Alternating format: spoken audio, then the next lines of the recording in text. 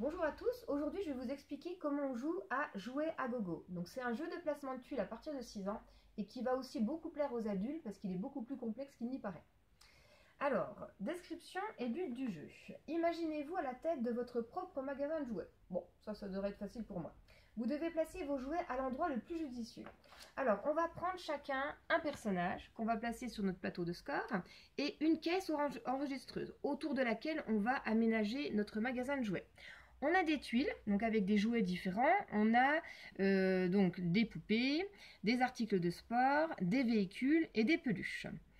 On va en retourner 4 et quand c'est à notre tour, on va choisir une tuile qu'on va placer autour de notre caisse enregistreuse. Donc par exemple, je vais prendre celle-ci.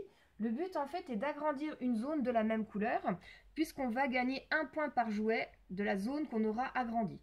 Donc par exemple ici, j'agrandis la zone verte, donc ça va me faire un point. J'agrandis la zone rouge, ça va me faire un point. Donc je vais avancer mon personnage de 2 points. Ensuite, je vais retourner une tuile, le prochain joueur va jouer et ainsi de suite. Quand c'est à nouveau à mon tour, donc je choisis une tuile, donc par exemple celle-ci, ça va me permettre donc là de marquer, donc j'agrandis celle-ci 1 point et 2 points, j'agrandis celle-ci 2 points, donc je vais avancer de 4, 1, 2, 3, 4. Quand je vais faire le tour, ici vous voyez je vais gagner un billet qui va me rapporter 10 points à la fin de la partie.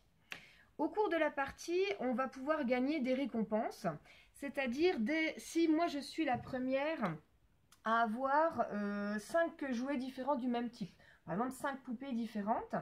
Je vais prendre la récompense violette qui va me rapporter 5 points.